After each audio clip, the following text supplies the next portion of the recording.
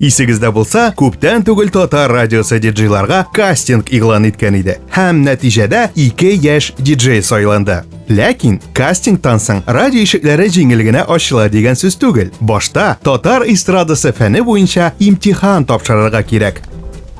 Ярыймы керергә? Илүзә донлыклы Арча ягыннан. Кичкенә чагында ул укытучы булырга хыялланган. Аннары акрын гына иҗатка тартыла башлаган. Хикәяләр, шигырьләр һәм ниһаять журналистика. Хәзерге вакытта Илүзә КФУның журналистика һәм медиакоммуникациялар югары мәктәбенең 3нче курс студенты. Ярый, кирегез. Утыр. Бер билет ал әле. Беренче сорау. Мөнир Рахмаев кайыннар белән бәйле җырын нинди танылган артист белән башкарды? Так.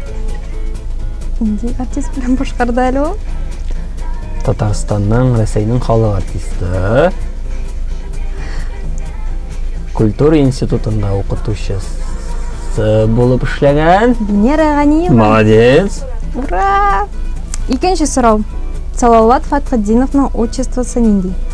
Салават Закиевич Фатхетдинов. Молодец. Өченче сорау. Радионың туган көне.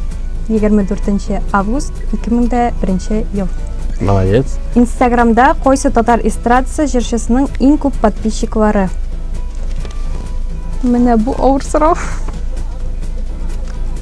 Хәзер. Минем уйлавымча, бу Гүзәл Уразова. Дөрес. Котлыйбыз, без сине татар радиосы коллективына кабул итәбез. Ура! Сән сөйрәме? Данис гади татар егете. Казанда туып үскән. Хәзерге вакытта Казан театр училищесының 2нче курсын тәмамлаган. Егет тормышта тыныч, гадилекне ярата һәм гадәттә пафослы кешеләрне читләтеп уза. Данис бөтен нәрсәгә реаль күзлектән карый. Ул татар әдәбиятына битараф түгел, аеруча Мөдәррис Әгъләмов шигырьләренә. Данис, утыр. Бер билет ал. Сорауларга җавап биреп карыйк әле. Зәфәр Билаловның хатыны кем? Так. Зәйнәп Фәрхетдинова. Молодец.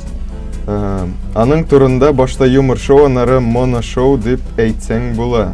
Данир Сабиров. Так. Иң текә җырлар кайда яңгырый? Татар радиосында әлбәттә. Элвин Грейның шын исем фамилиясе нинди? Radical Reaction. Молодец, котлыйм, Данис. Бүгеннән башлап син татар радиосы коллективында эшләячәксең. Ә без үз чиратыбызда яшь диджейларга уңышлар һәм матур эфирлар теләп калабыз. Данис белән Илүзәгә дигән теләкләрегезне аска комментарийларда языгыз.